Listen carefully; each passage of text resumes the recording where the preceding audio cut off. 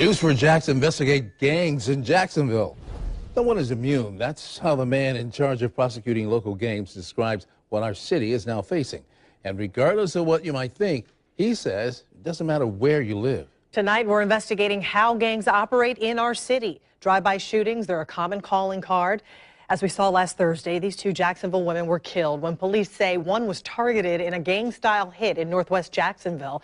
It was considered retaliation for a murder committed the night before when Paul Gillens was gunned down as he sat in his car. That was outside a Westside McDonald's last Wednesday. Now, it appears 34-year-old Shalmika Felton was an innocent bystander caught in the hail of bullets among the two gangs. She was a single mother raising 3 children. News for Jackson investigator Jennifer Waugh has new information tonight about the gangs operating in Jacksonville and what local teenagers are doing to join them. $500 to $10,000. That's what a gang leader will pay for a contract, as it's referred to, or basically to pay someone to kill a rival gang member. Now, PYC, PCE, Cutthroat, these are the names of just some of the gangs in our city. Now, you notice that none of them have the word gang in the title. That's on purpose because gangs fall under something called organized crime, which carries stiffer punishments, which is why they don't use the word gang in their titles. Instead, prosecutors say they call themselves rap groups or try to pass themselves off as entertainment groups. We found videos like this one online that talk about murder and retaliation, and they're taped right here in Jacksonville. Y'all on the west of beat, they chillin' on the south side. I got a 40 with a red eye. I catch him slipping, I'ma hit him in his dead eye. These young men look intimidating, proudly flashing guns, talking about shooting someone in the face.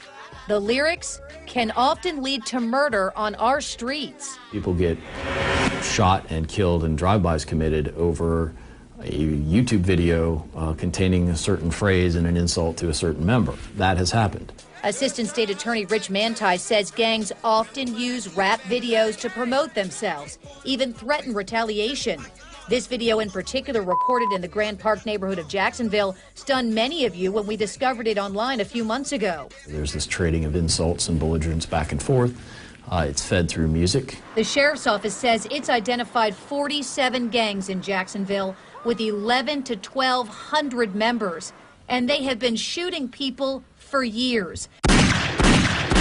Take a look at some of their work. This home on West 13th Street is riddled with bullets following a drive-by shooting that ended a 23-year-old man's life and wounded another in 2009.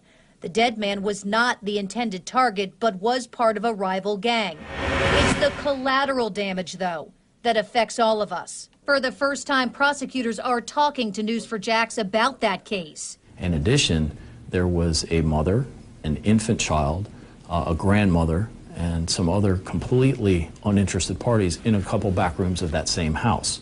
And when I say they shot it full of holes, they shot it full of holes with high-powered assault rifles, AR-15, AK-47, and by the grace of God, none of them died that day. 25-year-old DeMarcus Johnson, a member of the Grand Park gang, is now serving a life sentence for that murder. But as police arrest one group, another is quickly born. Gang members spray-painted graffiti on a local woman's home just a few months ago. PCE stands for Problem Child Entertainment. Then they came back. You know, she possibly could have been hit with some bullet holes. Someone firing 25 shots into Janine Harrington's home, just missing her 3-year-old daughter. I grabbed her, pulled her down. I snatched the house phone from off the counter right there and called 911, and we laid in the hallway. When the dust settled, we counted 75 holes in her walls. Sources tell us it was a gang attack, that this house was confused with someone else's in the northwest Jacksonville neighborhood. What age group are we talking about in terms of the typical gang member? Usually anywhere between 16 and 24. This is usually where they meet. It starts innocently, a bunch of kids playing ball in the park. They start hanging out together at school and begin to get into trouble together, catching the eye of local gang members. The phrase most of them use that you'll hear most often is something called putting in work. And usually what that means is you have to do some part for the benefit of your buddies in the gang, whether that's stealing a car so that someone else can use it to either sell drugs or do a drive-by or something like that. paying your dues to win favor with the shot callers. It's a title given to gang leaders.